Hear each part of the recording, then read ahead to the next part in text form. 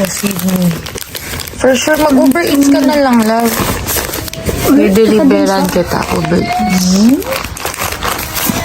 Yung pang ano na. Saka mag-grocery doon. Pagbalik mo dito, wala ako. Okay. What? Gusto ko. Mama will go. Mama will work for 5 days. Okay. Grabe na. Summer. What? Can we just do summer? Sana live.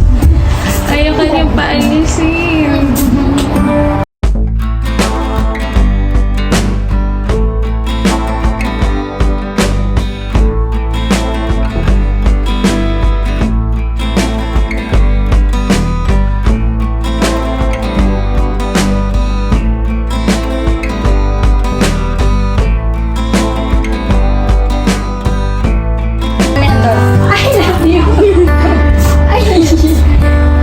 Okay. Ginagaya niya. Kung gano'n yung kilikili sa amin.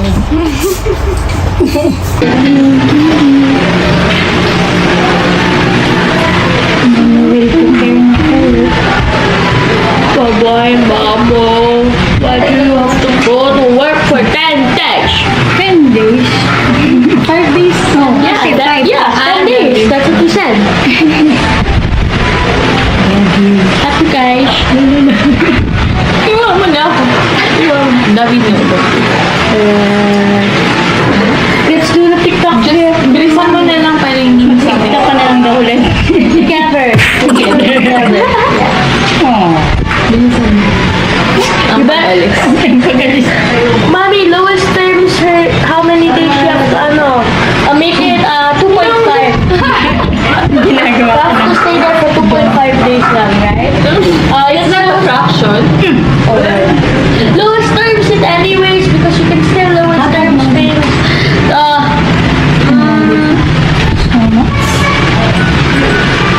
1.25? Okay. Answer. Stay there for 1.25 Nak, yung mga days. kaklase mo tapos na. Kilala mo pa ako niyan. Lolo. Isa mo na training siya. Ano sa'yo mo kayo? Sino ka? Hindi naman mo siya.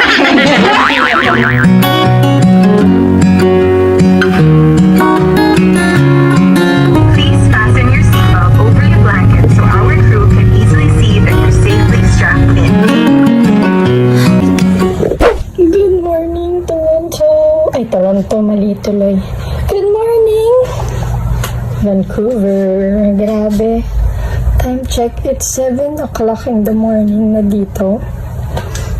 Parang mga 7 p.m. din ako natulog kagabi.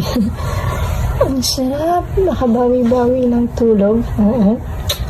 Let's check what is up.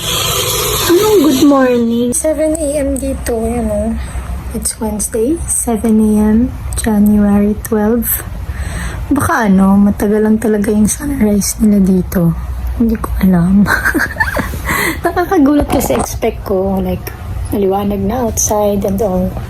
So, update ko kayo mamaya kung maging maliwanag na sa labas. See you later!